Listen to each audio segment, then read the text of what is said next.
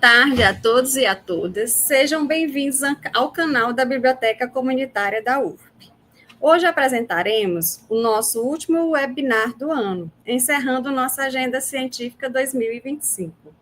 Este evento é uma promoção do Sistema Integrado de Bibliotecas da UFP e tem por objetivo levar informações sobre pesquisa em fontes de informações online. E antes de apresentarmos o tema desta tarde e a nossa convidada, vale enfatizar alguns lembretes. A frequência será disponibilizada às 16 horas. É preciso estar logado em uma conta Google para assiná-la. Este evento está cadastrado como atividade de extensão e a emissão de certificado acontecerá mediante inscrição e assinatura da frequência. Por isso, não deixem de assinar a frequência quando esta for disponibilizada. O certificado é emitido em até 30 dias após a realização do webinar. Inscrevam-se no nosso canal e ativem o sininho para que vocês não percam nenhum conteúdo produzido. E não se esqueçam de curtir esse vídeo e compartilhar com seus amigos. E para detalhar esse conteúdo, convido aqui a professora Maria Ribeiro de Melo Rebelo. Maria Ribeiro, ela é contadora, especialista em gestão empresarial, mestre em propriedade intelectual e inovação, empresária, consultora e instrutora nas áreas de gestão empresarial, inovação e propriedade intelectual, professora, mentora, residente do PIT. Maria Ribeiro, muito obrigada pelo aceite do nosso convite e fique à vontade para conversar com o nosso público sobre esse assunto tão pertinente na vida acadêmica dos estudantes universitários. Olá, pessoal, boa tarde. Obrigada, Manuela, eu fico feliz pelo convite. Acredito que a gente consiga fazer um bate-papo super bacana hoje à tarde. Afinal, a gente vai falar de propriedade intelectual, e propriedade intelectual é a cara da universidade, né? E é a cara de uma biblioteca. A biblioteca ela é repleta de propriedades intelectuais, nós vamos já descobrir o porquê. Eu vou compartilhar aqui na tela a minha apresentação.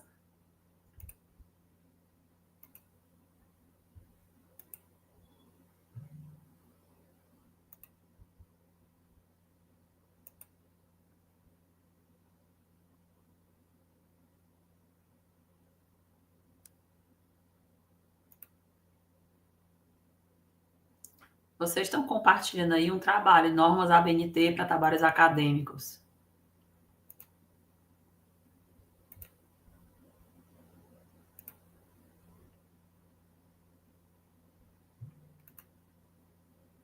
O pessoal da biblioteca está compartilhando um arquivo.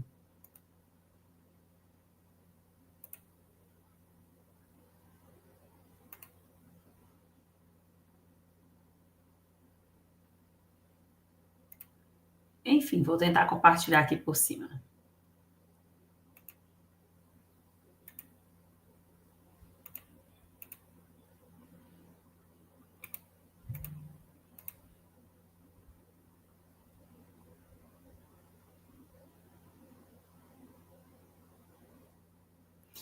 Enquanto o arquivo vai carregando para compartilhar com vocês, eu queria reforçar que meu nome é Maria Rebelo. Durante a minha fala, pode a qualquer momento digitar no chat e fazer perguntas. Inclusive, eu acho isso super interessante, porque dá a possibilidade da gente discutir casos reais, a gente trazer casos concretos e conversar aqui durante essa palestra, né, esse webinar. Então, é muito interessante que vocês contribuam com exemplos, com vivências, com situações reais e com dúvidas. Nós estamos aqui para esse bate-papo, eu estou com o chat aberto aqui, e os comentários, então tudo que vocês forem digitando, perguntando, eu vou respondendo, e aí nossa discussão vai ficando muito mais rica, tá? Então, vamos lá. Primeiro eu vou explicar que isso é uma parceria do Nintec com o Sebrae. O Nintec é o Núcleo de Inovação Tecnológica da Universidade Federal do Piauí, e a sede dele fica em Teresina, bem do ladinho, bem próximo da biblioteca, ali naquele espaço Rosa dos Ventos. E o SEBRAE é o Serviço Brasileiro de Apoio às Micro e Pequenas Empresas. Aqui eu estou como consultora e instrutora do SEBRAE. E essa parceria entre o Nintec e o SEBRAE, ela veio para fortalecer e para ampliar o conhecimento sobre propriedade intelectual na academia. E aí, por isso, essa palestra voltada para a propriedade intelectual, para patentes, na pesquisa, né, que é o que a universidade muito faz. Um ponto que é interessante, deixa eu ver se está passando os slides. Pronto.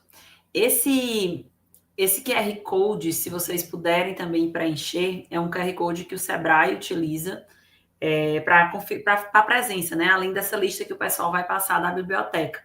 Então, aí vocês vão preencher os dados de vocês para a gente comprovar que essa palestra aconteceu e que ela foi feita, tá bom? Depois eu também peço para o pessoal da biblioteca, se eles puderem compartilhar comigo a frequência. Então, vamos lá. Por que essa parceria, né, do Nintec com o SEBRAE? O Núcleo de Inovação Tecnológica da UFP percebeu que nos rankings de propriedade intelectual, a UFP não estava numa posição tão bacana, tão legal. E isso se deu muito não pela falta de invenções dentro da universidade, não pela falta de inovação dentro da universidade, mas pela baixa procura por esses registros. Então, as pessoas não estavam procurando para registrar e para proteger. E aí o Nintec procurou o SEBRAE e fez essa parceria para ampliar esse conhecimento, para as pessoas saberem que existem essas possibilidades.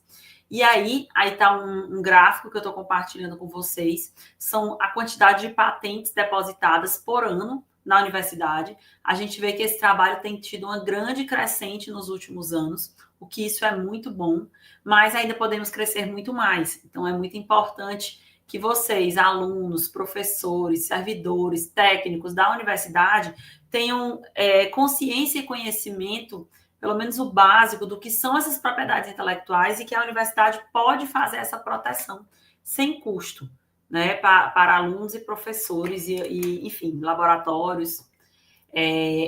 Além dessas patentes que a gente, nesse ano de 2025, até agora, a gente já teve 40 pedidos de patentes, a gente também tem os registros de software, que cresceu muito depois ali do período pós-pandemia, né, 2021, 2022, ele foi só crescendo, e agora em 2025 nós tivemos um recorde surpreendente, 44 pedidos de registro de software, ou seja, software, sistemas, aplicativos desenvolvidos na universidade, utilizando os recursos da universidade, o que é muito bom. E que também pode se estender, pode se expandir mais ainda. E aí, vamos começar primeiro desmistificando o que é propriedade intelectual. Quando a gente fala de propriedade intelectual, a gente está falando de tudo aquilo que é fruto do intelecto humano, ou seja, tudo aquilo que nós, pessoas, homens, mulheres, seres humanos, somos capazes de criar. E esse conceito ele é muito importante ser bem amarrado, por quê? Porque a gente está falando de criação, a gente não está falando de descobertas da natureza, a gente está falando de aquilo que é criado e inventado. E aí a gente tem o direito autoral, que é um dos braços da propriedade intelectual, temos a propriedade industrial e temos a proteção sui generis. Eu vou falar de cada uma com vocês, mas antes eu já vou falar um pouco de forma mais genérica, né, de cada um desses três grandes braços da propriedade intelectual. O primeiro grande braço da propriedade intelectual, ele é o direito autoral. O direito autoral, ele é muito ligado ao autor, aquele criador, e a obra artística em si, seja ela um livro, uma escultura, uma peça de teatro ou um programa de computador. Um ponto que é muito interessante do direito autoral é que ele tem proteção independente de registro. E aí sempre vem aquela pergunta, então por que registrar, né? Por que as pessoas registram? De forma geral, as pessoas registram para garantir ali uma anterioridade, para conseguir comprovar que a partir daquela data ela foi a autora, né? Então, se alguém quiser reivindicar algo, que seja dali para trás, de forma bem genérica, tá, pessoal? E aí a gente tem também a propriedade industrial. A propriedade industrial é outro grande braço da propriedade intelectual, e muitas vezes elas são confundidas pela semelhança entre os nomes. Mas a propriedade industrial, geralmente, ela é mais voltada para a indústria, ela é mais voltada para a capacidade de se produzir numa escala maior. Então, quando eu falo do direito autoral, ele é uma coisa, geralmente é produzido 1, 2, 10 peças, por exemplo.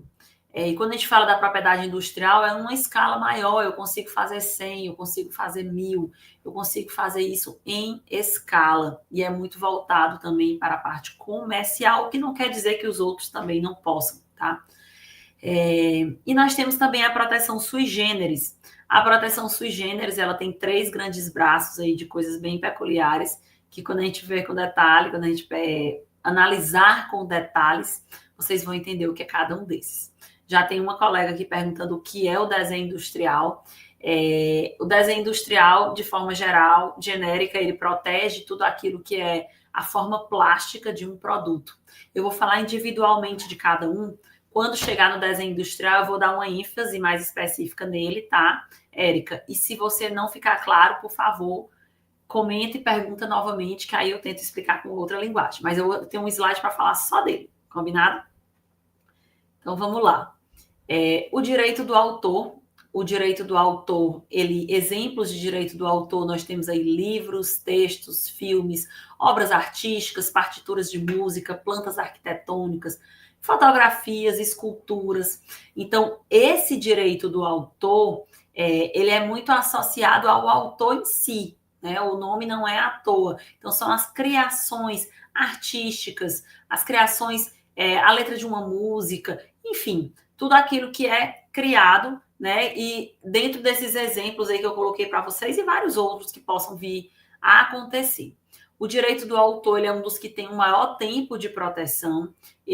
A proteção do direito do autor é durante toda a vida do autor, mais 70 anos após a sua morte.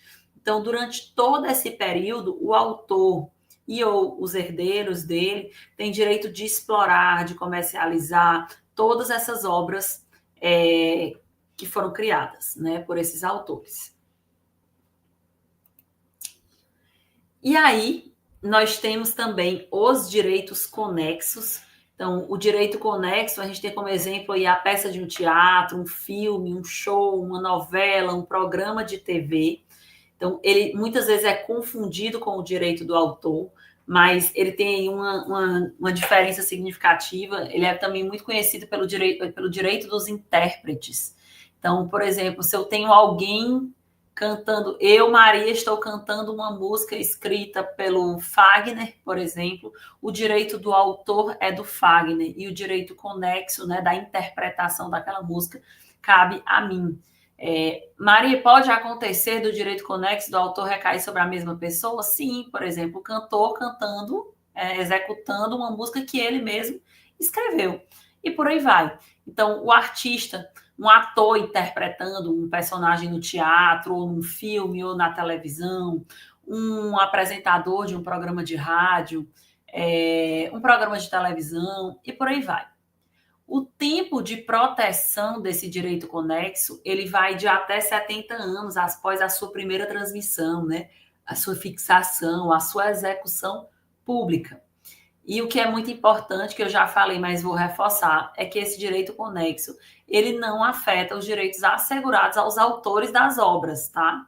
Seja ela literária, artística ou científica. São direitos distintos. E como os outros direitos que a gente comentou autorais, ele também não tem registro obrigatório, ele tem proteção independente do registro. E o direito conexo, geralmente, a partir do momento que ele é executado, ali já é um registro, né? Se eu tenho uma peça de teatro, ali eu estou registrando. Se eu estou executando um filme, eu estou registrando aquilo ali e eu consigo dizer que a partir daquele momento eu sou o criador daquela obra. Então, a diferença básica entre o direito do autor e o direito conexo é que um é o que cria a obra e o outro é aquele que interpreta, que executa essa obra.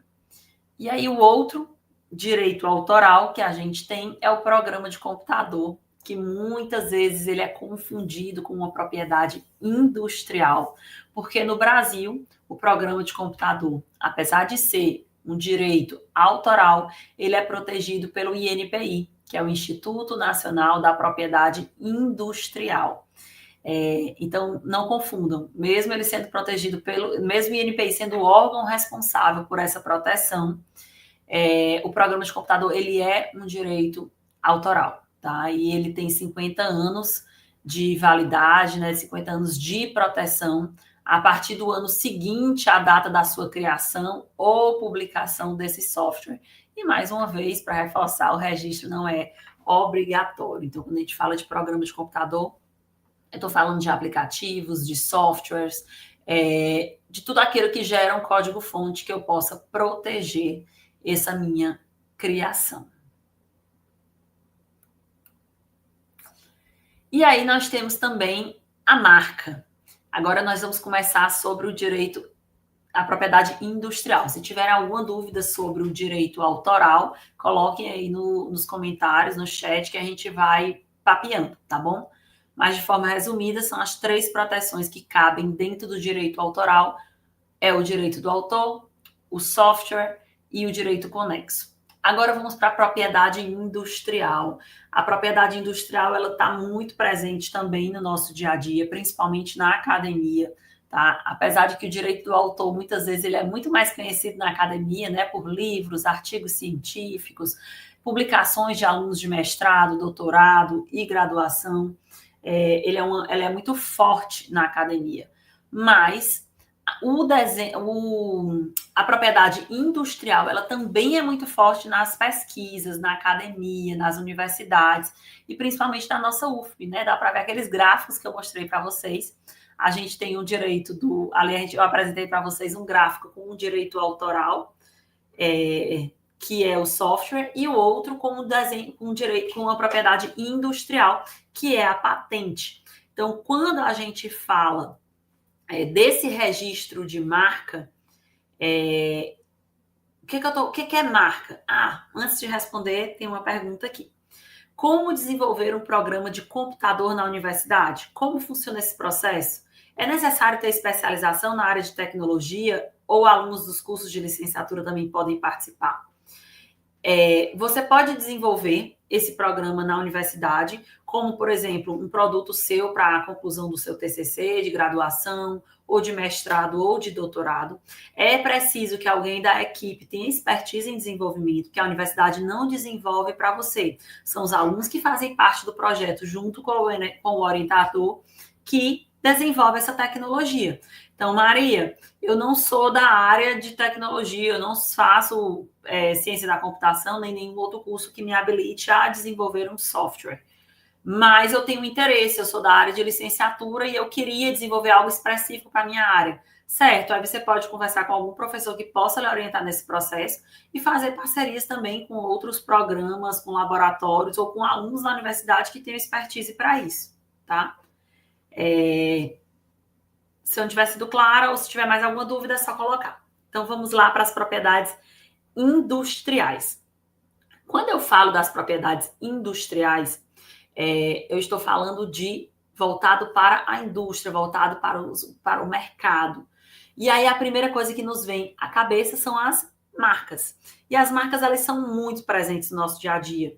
Geralmente aí no sapato, na roupa, no computador que está na frente de vocês, no celular, vocês têm uma marca, vocês estão carregando uma marca, seja ela de produto, seja ela de serviço, coletivo ou de certificação, que eu vou já explicar o que são. Mas de forma bem resumida, a marca tem que ser um sinal visual, ou seja, é um nome, é uma logo, é um slogan, tem que ser algo que a gente possa ver, não é um som, não é um cheiro, tá? Então, a marca tem que ser algo visual que diferencia produtos ou serviços semelhantes. Então, geralmente, por exemplo, se eu estou na prateleira de um supermercado e eu vejo ali de longe um Xambinho e um Danoninho, certamente eu não conseguirei diferenciar esses produtos sem olhar na embalagem quais são as marcas que os distinguem. Então, quando eu falo de marca, é algo que eu utilizo para dar nome ao meu produto, seja ele um bem ou um serviço. Vale lembrar que esse bem ou esse serviço não é necessariamente algo que eu comercialize. Pode ser um projeto social, pode ser o nome de um curso, pode ser um evento da própria universidade. Ah, Maria, a universidade do departamento X faz um evento anualmente, faz um evento de 3 em 3 anos, faz uma competição. E esse nome é muito interessante. Eu não gostaria que outras instituições, públicas ou privadas, copiassem o nome desse evento ou fizessem um evento com o mesmo nome. Como é que eu me resguardo disso? Protegendo, solicitando o registro dessa marca.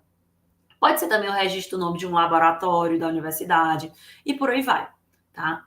Então, quando eu falo de marca, de produto ou de serviço, existe uma classificação internacional que tem 45 classes. Em cada uma dessas classes tem uma série de produtos ou serviços. E quando eu digo produto ou serviço, é produto mesmo. É marca de vestuário, marca de um computador, marca de um copo, de uma louça, de um escritório de contabilidade, de uma clínica odontológica, de uma biblioteca, tá? Então, é a marca de qualquer produto ou serviço. E essa marca, os produtos, geralmente são produtos concretos, é o nome de um software, é o nome de um medicamento, é o nome de uma maquiagem, é o nome de um material de construção e por aí vai. Temos as marcas de serviço, que é aquilo que dá nome, que diferencia os serviços, seja ele uma agência de publicidade, um escritório de advocacia, uma clínica médica, uma biblioteca, uma universidade, uma academia, e por aí vai. E além dessas duas marcas, que são as mais comuns, nós temos também as marcas coletivas e as marcas de certificação.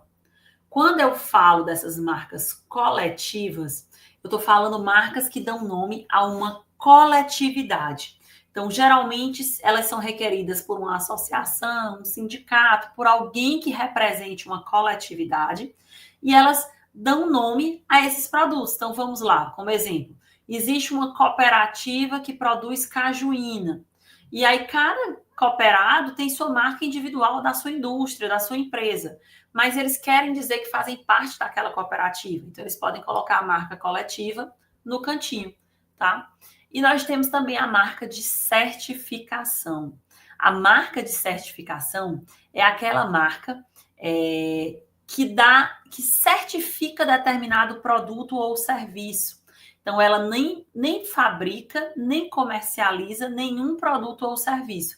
Ela apenas certifica se aqueles produtos ou serviços fazem parte, atendem a determinadas especificações técnicas. Por exemplo, é muito provável que se seu celular abrir e você olhar para a bateria dele, ou para o próprio aparelho celular, você vai encontrar um símbolo da Anatel, por exemplo. Não foi porque a Anatel fabricou, nem porque ela vendeu aquele celular, mas porque ela está certificando que aquele celular atende a algumas especificações técnicas. Outras famosas, a ISO, que certifica muitos serviços, certifica construção civil, indústrias. A gente tem o Inmetro, que certifica também muita coisa, móveis, brinquedos e por aí vai. Então, essas são marcas de certificação. Elas nem fabricam, nem comercializam, elas certificam. Outro aspecto interessante das marcas é que é a apresentação visual delas. Eu posso ter uma marca que é só um nome, sem nenhuma logo, por exemplo. Eu posso ter uma marca que não tem nome, que ela tem só a logo. E eu posso ter uma marca mista, ou seja, nome e logo juntos, que é muito comum, porque com um processo só, a pessoa já protege o nome mais a logo. E além dessas, eu tenho também um exemplo de marca que ela é muito pouco falada, mas ela é muito estratégica para inventores, para pesquisadores, que é a marca tridimensional, que é a marca que ela protege a forma plástica do produto. Por exemplo, aquele vidrinho tradicional do Boticário acinturado, ele é uma marca tridimensional.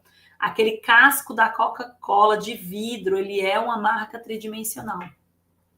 E um exemplo que é muito interessante é o batom garoto. Ninguém pode fabricar chocolate naquele formato, porque ali é uma marca tridimensional. Então, a marca, o que a marca protege? Os aspectos visuais. Eu estou falando de proteger a identidade visual de produtos ou serviços. Um ponto que é muito importante quando a gente vai solicitar um pedido de registro de marca é a compatibilidade dela com a área de atuação. Ou seja, eu, Maria, não posso solicitar o registro de marca de uma clínica de fisioterapia, porque nem eu sou credenciada no conselho como pessoa física, nem eu tenho no cartão do meu CNPJ essa atividade econômica. Então, é importante que você comprove que exerce. Tem atividades que são mais rigorosas, por exemplo, a indústria farmacêutica, clínicas, escritórios de serviços mais técnicos, e tem outras que têm menos exigências, né? Que são, teoricamente, são produtos ou serviços que qualquer pessoa pode fazer, como vender uma roupa ou um bolo, por exemplo. A marca ela tem validade de 10 anos, o que não quer dizer que quando desses 10 anos você perde o direito de uso dessa marca. Ele pode ser renovado de 10 em 10 anos, quantas vezes você tiver interesse, tá? Ops, só um momento. Quantas vezes você tiver interesse. Então, eu posso ter marcas aí de 100, de 120, de 80 anos. Basta que eu não esqueça que de 10 em 10 anos é necessário que eu renove. Aí, agora, nós vamos falar da patente. A patente, ela é muito falada, ela é muito estratégica para a universidade. A UFP já tem aí algumas patentes bem interessantes e muitas em processo de registro também. Deu para ver o grande número do aumento desses pedidos de patente que nós tivemos nos últimos anos aí na universidade. Eu digo nós porque eu me incluo, porque eu fiz graduação, fiz mestrado na universidade e sou muito grata à Universidade Federal do Piauí. E a patente, ela é muito confundida com registro de marca, com desenho industrial. As pessoas dizem, eu quero patentear a minha marca, eu quero patentear o nome da minha empresa, o nome do meu invento, eu quero patentear o design de uma joia ou de um carro que eu inventei. Só que elas não são patentes, tá, gente? Quando a gente fala de patente, nós estamos falando da funcionalidade de um produto. Se eu quero proteger o nome ou a logo, eu falo de registro de marca. Se eu quero proteger a funcionalidade de um produto, de um processo que eu criei, eu estou falando de patente. Então, se eu crio uma máquina nova para cortar babaçu, para descascar alguma semente, ou para qualquer processo que seja, essa máquina, a funcionalidade dela é uma patente. Quando eu falo de um processo, é um processo de extração de alguma substância, um processo produtivo de alguma coisa, também pode ser objeto de patente. Ou então a criação de uma formulação de um medicamento também cabem como patente. Então, quando eu falo de patente, eu estou falando de um novo produto ou um novo processo. A patente ela tem alguns requisitos, como, por exemplo, ser uma novidade, ou seja, não ter nada igual nem semelhante sendo fabricado. Ser uma invenção, não pode ser nada encontrado na natureza, tem que ser algo criado, inventado por pessoas. E a gente tem a necessidade de aplicação industrial. Maria, eu criei uma máquina, um equipamento, mas eu só consigo, ele é muito artesanal, eu consigo fazer 1, fazer 2, 3 no máximo. Então a gente vai ver como proteger isso lá pelo direito autoral, tá? Como patente, tem que ser necessário ser produzido em escala industrial. Então, eu tenho que conseguir fazer ali 50, 100, eu tenho que conseguir produzir em um volume. A patente, ela tem 2 tipos. Existe a patente de invenção e existe o modelo de utilidade. A patente de invenção, geralmente, é quando não existe nada igual, nem semelhante. É quando é uma invenção muito radical. E o modelo de utilidade é quando eu pego alguma coisa que já existe e eu trago melhorias significativas, dando novas funcionalidades. Sempre se atentar que a patente tem que estar atrelada à funcionalidade. E a validade dessas patentes vai de 20 a 15 anos, né? Dependendo aí do tipo. Se for patente de invenção, são 20 anos de validade. Se for modelo de utilidade, são 15 anos de validade. As patentes, elas são muito estratégicas. Maria, eu inventei uma máquina e o nome da minha máquina, o nome é X.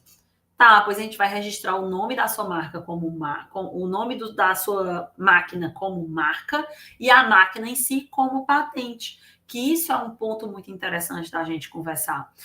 um mesmo produto, ou seja, aquele mesmo bem ou serviço, ele pode ter mais de uma propriedade intelectual. Eu posso ter uma marca, uma patente, um desenho industrial para a mesma coisa, tá? Para o mesmo objeto, para o mesmo produto.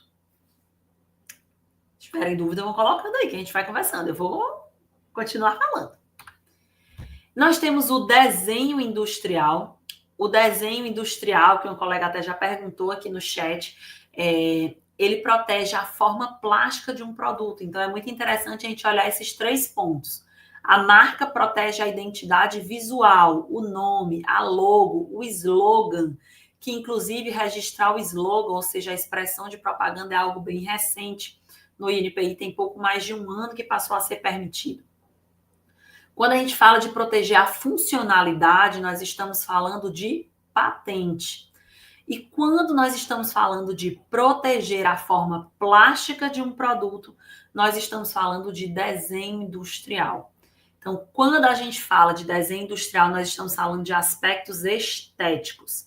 Não tem nada a ver com a função que aquele produto desempenha, nem com o nome que ele tem.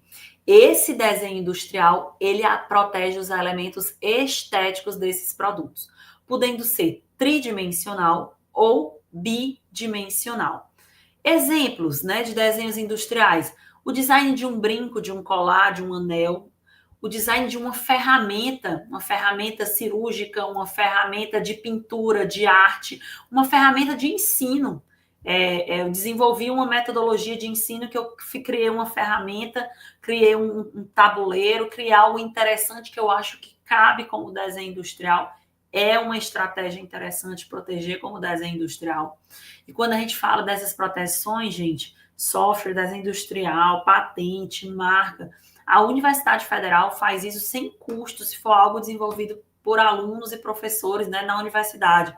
Ou seja, se for algo desenvolvido dentro de projetos da própria universidade, dentro de cursos da própria universidade.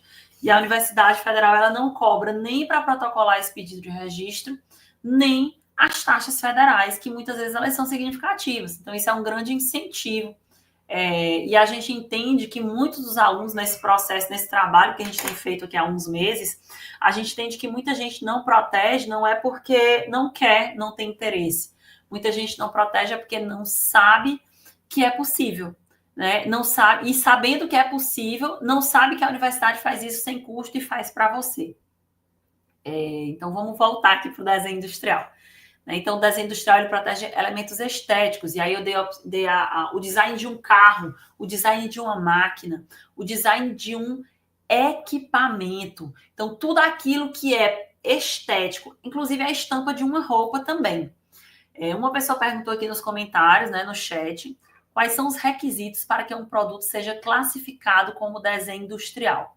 Os requisitos dele é que seja uma novidade, ou seja, não pode ser uma estampa que já existe, não pode ser um formato comum, por exemplo, o formato de um botijão de gás convencional, porque não é novidade, né? Já são formas plásticas muito difundidas e conhecidas. Então, tem que ser algo de fato que traga uma novidade, que seja diferente, que seja criado por você. E o outro requisito é que ele seja possível de ser aplicado em escala industrial. Maria, é um brinco diferente, eu fiz à mão, tá? Então, ele está protegido lá no direito do autor, ele é uma coisa mais artesanal. Não, Maria, eu fiz um design de um brinco que é diferente, mas eu consigo fazer um molde e fazer 100, 150, 300 iguais, ele é desenho industrial.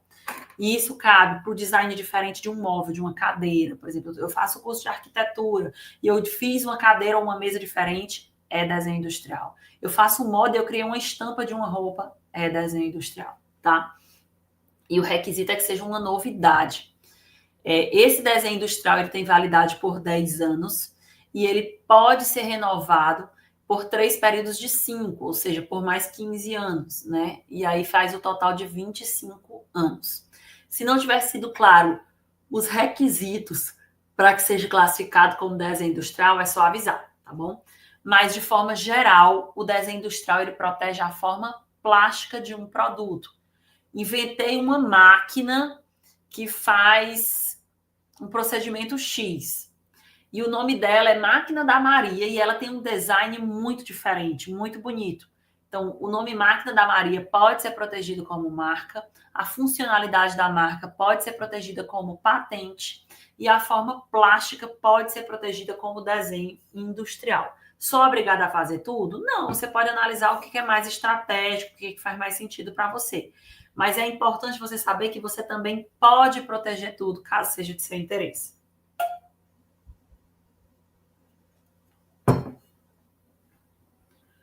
Então, vamos lá. Marca, patente e desenho industrial. Ficou claro para todo mundo as diferenças? Um protege aspectos visuais de identidade visual, logo e nome. O outro protege a funcionalidade e o outro protege a forma plástica desse produto. E aí agora a gente vai falar da indicação geográfica. A indicação geográfica ela é muito conhecida e ela basicamente é quando uma região ela fica muito famosa por produzir determinado produto. E quando eu falo produto é bem ou serviço, tá? Então, no Piauí nós temos 2 indicações geográficas. Vou já falar quais são, se alguém quiser arriscar ou chutar aí nos comentários. Mas a indicação geográfica, ela é uma região que ficou muito conhecida pela produção daquilo. Então, no Brasil, nós temos inúmeras indicações geográficas. Nós temos no Ceará a indicação geográfica de camarão, de renda. Nós temos no Pernambuco, ali em Petrolina, indicação geográfica de manga. Nós temos no sul do país, no Vale dos Vinhedos, indicação geográfica de vinho. Nós temos na região de Minas Gerais, indicação geográfica de queijo, queijo da canastra, que é tão conhecido. E nós temos indicação geográfica de farinha e de inúmeros produtos ou serviços. No Piauí, nós temos 2 indicações geográficas, que é a da cajuína do Piauí e da opala de Pedro II. Aí tem a delimitação territorial, a cajuína é todo o estado do Piauí, e a opala de Pedro II é toda a região do município de Pedro II. Essas indicações geográficas, elas podem ser denominação de origem ou indicação de procedência, e de forma bem resumida, o que diferencia é se aquelas características elas são devidas a fatores humanos, né, de modo de produção, mas também de aspectos de clima, solo, vegetação, entre outros. Geralmente, essas indicações geográficas, elas são solicitadas por alguma entidade representativa de alguma coletividade, né, uma associação, um sindicato. Ele é um movimento geralmente bem grande. Essas indicações geográficas, elas geralmente são várias pessoas que participam para fazer um projeto, porque é algo realmente um projeto bem diferente de uma marca, de uma patente, que uma pessoa só solicita, que a universidade faz por você. A indicação geográfica, ela precisa de um movimento maior, de documentações mais robustas para ser conseguida, tá? Vale lembrar que o INPI, que é o Instituto Nacional da Propriedade Industrial, que é a autarquia federal responsável por várias proteções no Brasil, no INPI você pode fazer a proteção de programa de computador, marca, patente, desenho industrial, indicação geográfica, topografia de circuito integrado, que a gente vai falar mais à frente. Todas essas proteções são feitas no INPI, tá? Então, todas são feitas no Instituto Nacional da Propriedade Industrial. Maria, lá no direito autoral, onde é que pode ser feito? Dependendo do tipo de proteção, né? Se for programa de computador, também é no INPI, mas direito autoral pode ser na Biblioteca Nacional, na Câmara Brasileira do Livro, pode ser na Agência Nacional de Cinema, se for um filme, pode ser no Conselho de Arquitetura, se for um projeto arquitetônico, por exemplo. Então, vai depender do tipo de criação, tá? Nós temos também o segredo industrial. O segredo industrial pode ser uma proteção bem simples e pode ser uma proteção muito complexa. O segredo industrial, de forma bem resumida, é você não contar um segredo. O nome realmente é bem intuitivo. É você não contar para ninguém como se fabrica, como se faz. Eu costumo dizer que todo mundo na família tem uma tia, uma avó, uma mãe, que tem ali um segredo industrial, alguma receita que ela não conta para ninguém, ou se conta, ela não conta perfeitamente, e ela guarda aquele segredo, ou então conta para poucas pessoas, e ela guarda aquele segredo para não divulgar aquela invenção, Muitas vezes esses segredos industriais, eles têm um valor comercial, as pessoas não compram porque aquilo ali é algo que é comercializado, é algo que é vendido. A duração, na literatura a gente vê muito que a duração é ilimitada, eu costumo dizer que a duração é enquanto você conseguir guardar o segredo. E o efeito é imediato, porque você descobriu, não contou para ninguém, está guardado o segredo. Né? Pode ser muito simples, como esses exemplos que eu coloquei, mas o segredo industrial também pode ser algo bem complexo. Por exemplo, o exemplo clássico de segredo industrial é que ele é a estratégia da Coca-Cola. A Coca-Cola utiliza essa estratégia para não revelar a fórmula, então ele não solicitou a patente da fórmula. Por quê? Porque depois de 15 ou 20 anos isso seria revelado, e como segredo industrial, ela não será revelada enquanto eles conseguirem guardar esse segredo. Mas no caso de um volume maior como o da Coca-Cola, é uma proteção bastante cara, porque tem contratos sigilosos, tem que desenvolver processos para a fórmula não ser descoberta tão fácil, enfim. O segredo industrial também é uma estratégia. Maria, qual é a melhor proteção? Quantas proteções eu preciso? O ideal é sempre você proteger tudo, mas às vezes, estrategicamente, para o seu tipo de negócio, pode ter proteções que não façam sentido ou que façam muito sentido, vai depender do que você quer. Nós temos aí a topografia de circuito integrado. A topografia de circuito integrado já saímos, quando a gente terminou ali o segredo industrial, a gente está saindo da propriedade industrial, estamos entrando nas sui generis, né, que é o terceiro braço lá que eu comentei com vocês, da propriedade intelectual. Se alguém aqui já tiver tido a curiosidade de desmontar algum eletrônico, seja um controle remoto, um ventilador, e você encontrou uma plaquinha verde, cheia de coisinhas douradas, bonitinhas em cima, aquilo ali é uma topografia de circuito integrado, que de forma bem resumida é uma configuração tridimensional de camadas, né, sobre uma peça de material semicondutor. E qual é o principal objetivo? Realizar funções eletrônicas em equipamentos. Então, é muito utilizado em equipamentos eletrônicos. Essa proteção da topografia de circuito integrado pode ser feita via INPI também. E ela tem 10 anos de proteção, tá? Agora eu vou falar de uma que é muito interessante. Essa proteção são os cultivares. Os cultivares, eles acontecem principalmente quando eu pego duas espécies de plantas e faço um cruzamento para criar uma espécie nova, ou eu pego espécies que já existem e faço modificações nelas. Né? Então, de forma resumida, é um material de reprodução ou de multiplicação vegetativa de planta inteira. O que a gente protege nesse caso é a linhagem de componentes de híbridos. Tem 18 anos de proteção a partir da data de concessão do certificado de registro para as videiras, árvores frutíferas, florestais e ornamentais, e tem 15 anos a partir da data de concessão para os demais tipos de espécies de plantas. Né? Os cultivares, quem é referência no Brasil, que desenvolve muito cultivar, é a Embrapa, que tem muita pesquisa nesse sentido, mas a gente já tem na Universidade Federal pesquisadores que fazem pesquisas nesse sentido, tá? E ela geralmente são coisas que têm muito valor comercial. A gente tem o exemplo aí da uva sem caroço. A uva sem caroço é uma evolução de uma espécie vegetativa e várias outras. Nós temos inúmeros tipos de milho, de feijão, que sofreram essas alterações, né? Buscando... Maria, mas por que se faz isso? Buscando melhorias de qualidade daquele produto, melhorias de características visuais, de características de composição, de resistência a alguma praga ou a algum clima. Então, esse processo de cultivares é quando a gente está falando de plantas.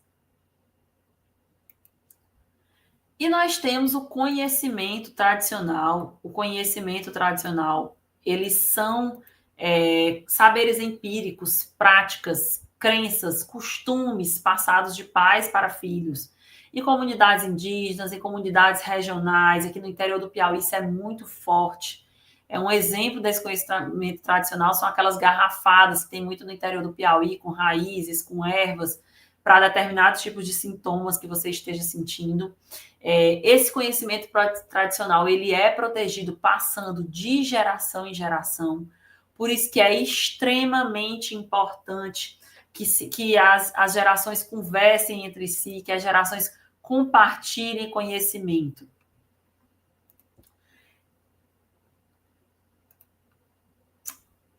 E aí, dei uma pincelada bem rápida, né, sobre todas essas propriedades intelectuais, as classificações dessas propriedades intelectuais. E agora tem um ponto muito interessante, que é a gente já sabe o que são esses ativos, né? Já sabe como conseguir esses ativos. Quando a gente fala desses ativos, Maria, essa proteção, o que eu vou ganhar protegendo isso? Se você for da iniciativa privada, se você for da linha empresarial, da indústria, você quiser passar a produzir isso, você vai ganhar, porque você vai ter exclusividade de exploração, de comercialização. Maria, não quero, o meu negócio é pesquisa, eu só quero ficar dentro da universidade, eu não quero comercializar, certo? Mas se você for para o seu currículo Lattes, pesa muito você ter um desenho industrial, uma patente, um software registrado. Existe lá no Lattes existe uma aba para você colocar essas criações suas. Isso tem um peso relevante como aluno, isso tem isso tem um peso relevante como aluno, isso tem um peso relevante como orientador. Maria, eu quero ir para a vida acadêmica.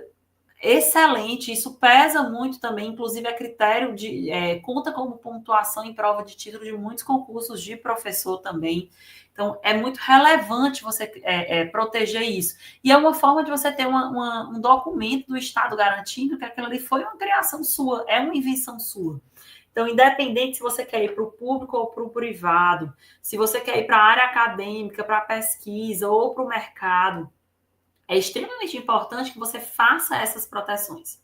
O Albenir me fez uma pergunta aqui. A bomba piauiense, hoje, como está classificada? Albenir, eu não conheço, eu não tenho conhecimento da bomba, está registrada, por exemplo, esse nome como marca. Não acredito que ela não seja passível de patente, né? Talvez ela seja um conhecimento tradicional, né, que tem que ser passado de geração em geração para as pessoas não pararem de fabricar a bomba, de produzir essa bomba. Ou talvez aquelas pessoas que saibam fazer estejam guardando isso como um segredo industrial. Mas acredito que não seja segredo industrial, porque tem muita gente produzindo, né? Então, provavelmente isso seja mais cultural nosso. É um prato regional, uma comida cultural, o que não impede da gente protegê-la, né? Divulgando, difundindo conhecimento, compartilhando a receita e por aí vai, tá? Mas a gente pode pensar, talvez, que seja uma indicação geográfica, quem sabe? Enfim, é isso. A Daniela, acho que é a Daniela Rosa, colocou que a Maria Isabel seria mais regionalizado. E isso, existem inúmeras possibilidades, né? Para essas receitas. Eu já adianto que não cabe patente, tá? Porque elas já são difundidas, já são muito comercializadas, então não cabe a patente dessas formulações delas. Então, vamos lá. Um ponto que é muito importante é fazer a gestão desses ativos. O NIT, que é o Núcleo de Inovação Tecnológica da Universidade Federal, ele faz a gestão desses ativos intangíveis da UFP. Outro ponto que é importante dizer é que esses ativos, em sua grande maioria, eles podem ser protegidos por pessoas físicas ou jurídicas. Um ponto que é de extrema importância é esse segundo que eu coloquei, que é a busca de anterioridade. É extremamente importante que sempre que você queira proteger algo, você faça essa busca de anterioridade para saber se não existe nada igual ou semelhante já registrado. Onde que eu faço essa busca? Se for de marca, de patente, de software, você vai fazer lá no INPI, que é o Instituto Nacional da Propriedade Industrial. Você vai pesquisar usando palavras-chave para você saber se não tem nada igual ou semelhante sendo produzido.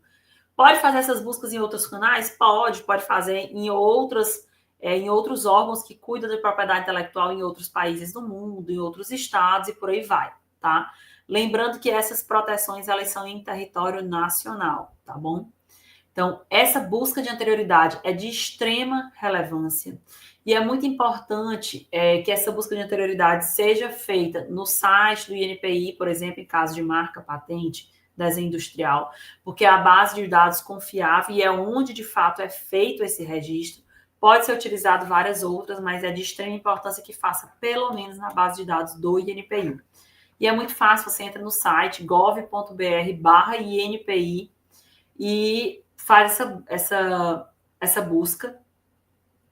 Outro ponto que é importante quando você está fazendo a gestão desses ativos intangíveis é se atentar ao território, como eu disse, a marca, a patente, o desenho industrial, eles são protegidos em todo o território nacional. Então, se eu quero exportar para outros países, é importante eu me atentar a proteger em outros países também, tá? E um ponto que é muito legal, que eu trouxe até para a gente discutir aqui, que já vou colocar na tela, é que a gente pode ter diferentes proteções para o mesmo ativo. Verbalmente eu já falei isso, mas eu trouxe um artigo que é super simples, que todo mundo usa alguma coisa parecida, para vocês verem que para ter várias proteções do mesmo ativo, não precisa ser a inovação mais disruptiva do mundo, não precisa ser algo extremamente complexo. Essa proteção ela pode ser feita em tudo do nosso dia a dia, tá? E um ponto que é extremamente importante são os prazos e as renovações. Quando a gente solicita essas proteções, elas têm prazos de validade que são importantes os inventores estarem atentos. Quando eu digo inventores, são alunos, são técnicos, são os orientadores, os professores. É importante vocês se atentarem a esses prazos e a essas renovações, tá? Que elas devem ser feitas de forma estratégica. Maria, se eu perder minha marca, se você perder sua marca, ela vai cair em domínio popular novamente, né? Então, é muito importante que você pague essa taxa de 10 em 10 anos. Se isso for feito pela Universidade Federal, o Nintec paga essas taxas e gere todos esses ativos. Não é uma preocupação para alunos e professores da universidade.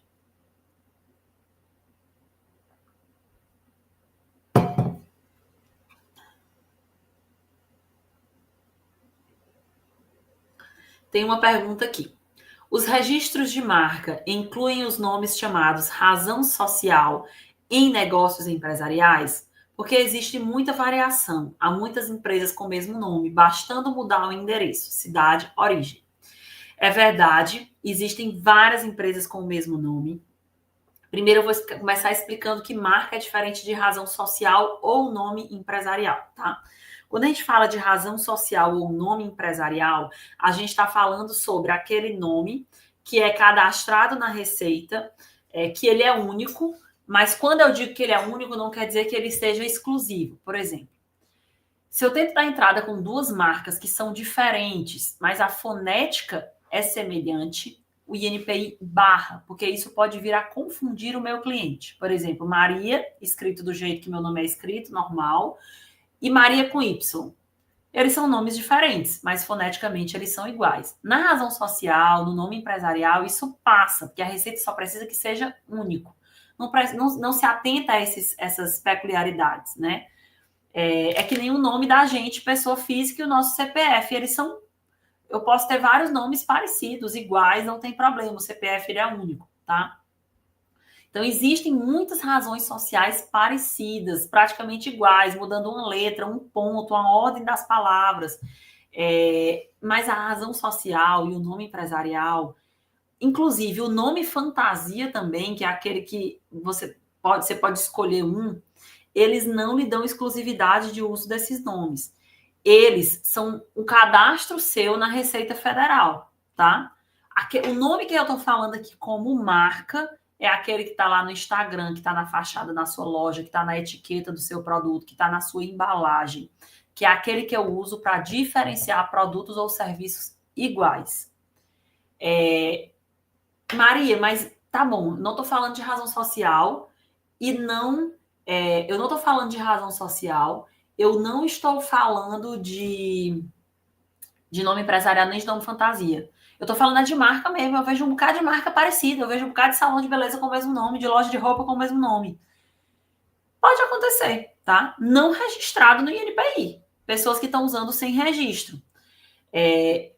Eu posso ter uma marca sem estar registrada? Posso. Quais são os riscos que eu corro? De alguém copiar, de outra pessoa registrar e solicitar que eu pare de usar, de confundir o meu cliente. Então, a importância do registro é isso, é você ter exclusividade. Da mesma forma que eu, Maria, posso ter uma marca registrada e posso solicitar que você pare de usar, se você estiver usando uma marca igual à minha. Como eu também posso deixar você usar, a marca não é minha. É como uma blusa que você tem. Você pode me dar, me emprestar, me cobrar pelo uso ou não, me deixar um tempo determinado ou não. Então, a marca ela é um ativo das pessoas físicas ou jurídicas. E eu posso permitir que outros utilizem ou não. E é aí que vai entrar, essa pergunta foi providencial na hora, porque é aí que vai entrar esse nosso próximo slide, que é a transferência de tecnologia. A universidade, ela pode fazer transferências de tecnologia, né? O que é isso? Eu desenvolvi um produto na universidade, dei entrada lá no Nintec por um pedido de patente, a gente conseguiu a patente, mas eu não vou produzir, a universidade não vai produzir e uma indústria está interessada em produzir, porque ela achou interessante aquela minha criação, aquele meu invento. E aí a universidade pode vir a transferir essa tecnologia. Claro que tem o Nintec faz todo esse processo, né, de negociação, de contrato que tem que ser feito, tudo. Mas essa tecnologia ela é transferida. E aí é o percentual que cada um vai ganhar, enfim, isso tudo vai ser acertado. Mas essa transferência de tecnologia também pode acontecer com marca ou com software, por exemplo. Aqui no meu computador eu utilizo o Word, Excel, que é uma licença da Microsoft. Isso aí é um ativo intangível deles, é um software deles. E eles fazem uma licença para eu utilizar. Eu pago um valor e eu tenho o direito de utilizar. Eles estão transferindo uma tecnologia para mim. Não de forma definitiva, de forma temporária, e eu pagando um valor por isso. Uma pessoa comentou aqui, acredito que as pessoas não registram as marcas e somente a razão social e criam um nome fantasia sem essa preocupação. Existe muito, eu sei porque eu trabalho com isso há 13 anos. Então, assim, há 13 anos eu estudo sobre propriedade intelectual. Então, tem muito, acontece muito. Mas eu também lhe garanto que diariamente eu recebo pessoas incomodadas, porque confundiram no Instagram, porque foram falar mal de um cliente, marcaram for outro, porque tem o mesmo nome. E isso, às vezes, as pessoas, às vezes não dá em nada, mas muitas vezes dá problema. Às vezes problema extrajudicial, às vezes problema judicial em si, tá? Colocou, se não me engano, os municípios também fazem algum registro. Não sei, né, esse registro, mas assim, o microempreendedor individual, hoje em dia, ele nem pode mais optar por nome fantasia, fica só uns asteriscos. E eu acredito que com o tempo isso vai sumir, né? Porque isso no passado, distante, isso de fato protegia na junta comercial em todo o estado, não era nacional. Mas acabou, agora a proteção é nacional e é única e exclusivamente pelo INPI com o registro de marca, tá? Uma pessoa pediu meu Instagram é @mariarebelo, Rebelo com 2 L's, tá? Então, existe gente que utiliza a frequência, o pessoal vai colocar, e eu vou colocar também aqui uma que eu gostaria que vocês preenchessem, que é o QR Code que está aí na tela agora, que é para o Sebrae, né? Essa frequência é para o Sebrae controlar quantas pessoas assistiram, se eu fiz mesmo essa palestra, se ela aconteceu. Olha, colocaram, a biblioteca colocou aí a frequência através do link. Então, para contar a presença para a biblioteca, né, do link, tem que preencher esse link que está aí nas mensagens. E aí eu trouxe um exemplo bem simples, bem básico. Roupas. Todo mundo aqui usa roupa, todo mundo tem roupas diferentes. E as roupas, elas cabem mais de uma proteção. Por exemplo, essa primeira aí. A biblioteca está colocando que os participantes poderão precisar fazer login no Google no momento de assinar a frequência. Por exemplo, esses 2 exemplos aí. A gente tem o primeiro exemplo, que é essa roupa que tem o Stitch, que é um personagem. Pode ter a cessão do direito do autor, né, desse personagem. O direito do autor é tão forte, gente, que os Estados Unidos alterou a lei porque o Mickey estava perto de perder o direito do autor, né? E aí eles aumentaram o tempo. Mas a primeira versão do Mickey já perdeu o direito do autor, então ela já pode ser utilizada, né? Que é aquela versão mais antiga do Mickey. Mas vamos lá. Nessa roupa aí eu posso ter a seção, a licença, né, do direito autoral aí do Stitch, do personagem para ser utilizado. No colar eu posso ter o desenho industrial, né, se esse colar for de um design, ele for único. Eu posso ter a marca da roupa em si, né, que é uma marca de produto. Eu posso ter a marca da loja que vende isso, que é uma marca de serviço. Então, para uma coisa básica do dia a dia, cabe em várias proteções. Esse outro exemplo aí do lado, esse vestido, se essa estampa, por exemplo, for autoral, for pintada à mão, cabe direito do autor.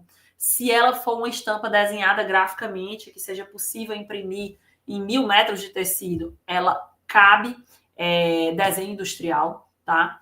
E a marca da roupa, a marca da loja, enfim, eu trouxe um exemplo bem básico de dia a dia para vocês terem noção de que na mesma proteção cabem inúmeras cabem inúmeras proteções no mesmo ativo, tá? Eu vou compartilhar aqui com vocês a tela para mostrar para vocês, só um momento, como solicitar essas proteções na universidade. Então, existe aqui o site do Nintec, ufp.br/Nintec. Como eu já disse, o Nintec é o Núcleo de Inovação e Transferência de Tecnologia, que é o famoso NIT, né? É o famoso NIT da UFP. Então, você entra no site do Nintec, nesses três pontinhos aqui no canto superior esquerdo, você clica, vai aparecer como requerer. E aqui você vai encontrar todos os documentos necessários para requerer marca, patente, programa de computador. Você baixa os formulários e preenche. Qualquer dúvida, você pode mandar um e-mail para nitec@ufp.edu.br. Enviar a documentação também.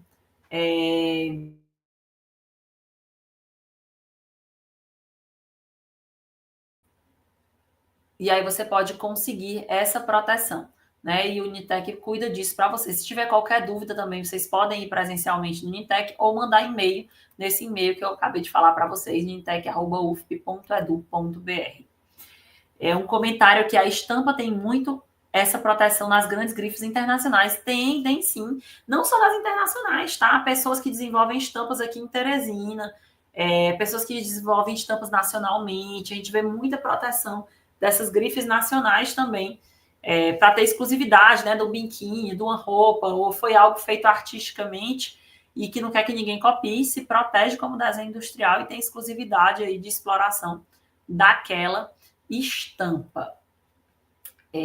Quanto ao site do Nintec, acredito que também ficou claro para vocês. Maria, eu quero desenho industrial. Eu vi que aí só tem marca, programa de computador e patente. Sem problemas, você pode mandar nesse e-mail aí, dizer que quer solicitar um desenho industrial, que aí eles vão mandar quais informações precisam de vocês. E aí, agora, o que eu tinha para conversar com vocês, eu já conversei, as dúvidas vocês colocaram. Acredito que a gente conseguiu fazer um panorama bem detalhado do que são essas propriedades intelectuais. E aí, eu queria saber também, se alguém tiver mais alguma dúvida, pode perguntar, eu estou aqui à disposição. A Emanuele já apareceu aí e agora eu quero ouvi-la. Oi, professora, show de palestra, parabéns. Queria primeiramente lhe parabenizar. Muitas pessoas aqui estão parabenizando também. Excelente palestra, viu? Show de bola. E a palestra é uma excelente oportunidade para abrir a mente também dos nossos acadêmicos, né, que estão estudando, estão pesquisando, que querem registrar uma inovação, patentear, né? E a UFP dá esse suporte. Bom saber que a UFP dá esse suporte gratuito, né, professora?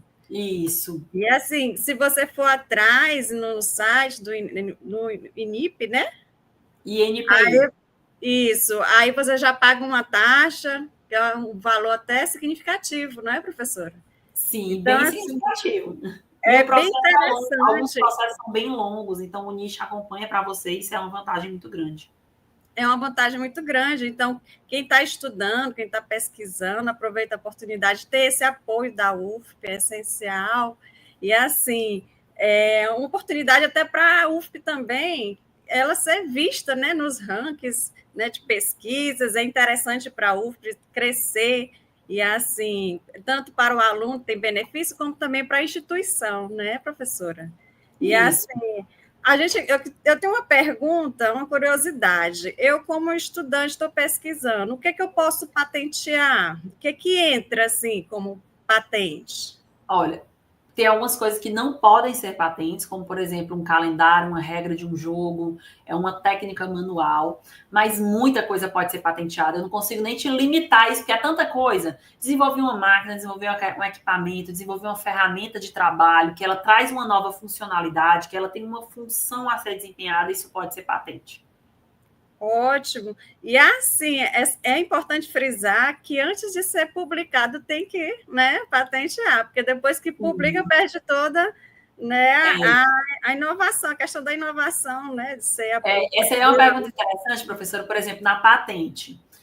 Depois que eu divulgo, eu tenho até 1 ano para protocolar. Se eu não protocolar nesse período de 1 ano, que é o período de graça que eles chamam, aí é como se minha patente não fosse mais novidade.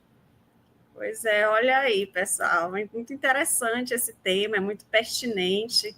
E aí a gente tem aqui várias aplausos, parabenizando pela sua palestra, solicitando seu Instagram, se você puder deixar também no chat, tá? Tá, O seu Instagram, para o pessoal curtir, gostou muito dessa palestra. E a gente agora só tem a agradecer a disponibilidade da nossa convidada em compartilhar seus conhecimentos sobre a temática abordada, tão relevante. Muito obrigada, Maria Rebelo, novamente. Os nossos sinceros agradecimentos também a toda a equipe envolvida na transmissão desse evento, a Larissa e Maria de Jesus. Obrigada a você, participante, que acompanha e participa das atividades promovidas pelo Sistema Integrado de Bibliotecas da UFP. Encerramos aqui o nosso ciclo de webinar de 2025, mas já deixamos aqui o próximo ano aberto a sugestões. Nós vamos avaliar, né, os nossos conteúdos, os conteúdos de sugestões que vocês sugerirem, para a gente produzir novos conteúdos do universo acadêmico, com lançamento de mais uma agenda científica em 2026. Tá ok? Aí, se vocês quiserem, podem deixar aqui as suas sugestões de temas a serem abordados, que estudaremos a possibilidade de serem veiculados. Alguém mais? Tem alguma outra pergunta? Acredito que não. Pois então, professor, agradeço novamente, agradeço a todos. Tenham todos uma boa tarde e até o próximo ano.